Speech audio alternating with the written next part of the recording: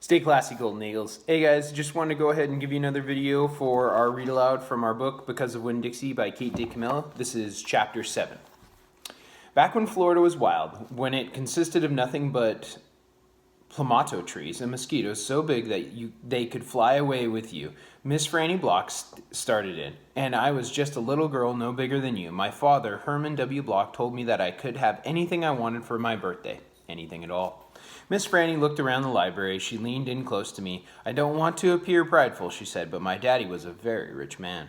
A very rich man. She nodded, and then she leaned back and said, and I was a little girl who loved to read, so I told him, I said, Daddy, I would most certainly love to have a library for my birthday. A small little library would be wonderful.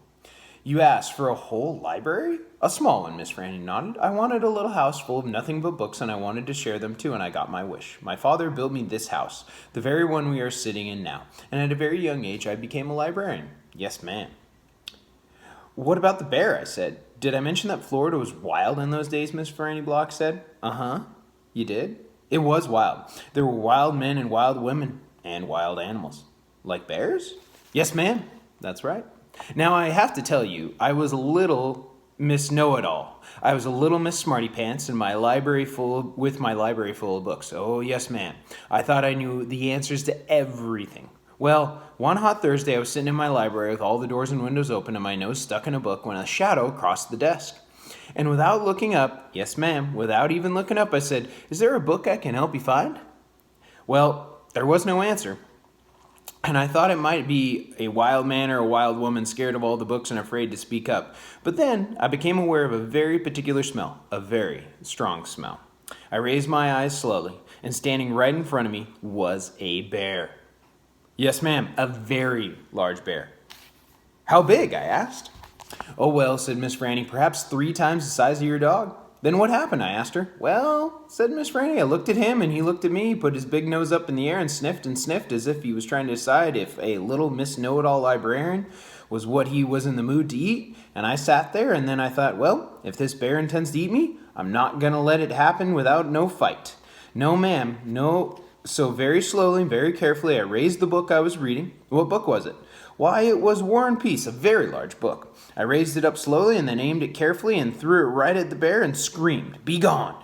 And do you know what? No, ma'am, I said. He went. But this is what I will never forget. He took the book with him. Yes, ma'am, said Miss... Uh-huh, I said. Yes, ma'am, said Miss Franny. He snatched it up and ran. Did he come back? I asked. Nope, never saw him again. Well, the men in the town used to tease me about it. They used to say, Miss Franny, we saw that bear of yours out in the woods today. He was reading that book, and he said it sure was good, and it would be all right if he kept it for just another week. Yes, ma'am. They did tease me about that, she sighed. I imagine I'm the only one left from those days. I imagine I'm the only one that even recalls that bear. All my friends, everyone I knew when I was young, they're all dead and gone. She sighed again. She looked sad and old and wrinkled. It was the same way I felt sometimes, being friendless in a new town and not having a mama to comfort me. I sighed too. Winn-Dixie raised his head off his paws and looked back and forth between me and Miss Franny. He sat up then and showed Miss Franny his teeth. Well, now, look at that, he said. That dog is smiling at me. It's a talent of his, I told him. It is a fine talent, Miss Franny said. A very fine talent, and she smiled back at Winn-Dixie. We could be friends, I said to Miss Franny. I mean, you and me and Winn-Dixie, we could all be friends. Miss Franny smiled even bigger. Why, that would be grand, she said. Just grand. And right at that minute, right when the 3 of us had decided to be friends, who should come marching into Herman W. Block Memorial Library but an old, pinch-faced Amanda Wilkerson. She walked right up to Miss Franny's desk and said, I finished Johnny Terman, and I enjoyed it very much. I would like something even more difficult to read because I am an advanced reader.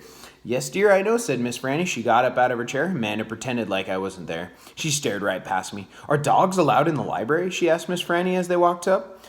Certain ones, said Miss Franny, a select few. And then she turned around and winked at me. I smiled back. I had just made my first friend in Naomi, and nobody was going to mess that up for me, not even old pinch-faced Amanda Wilkerson.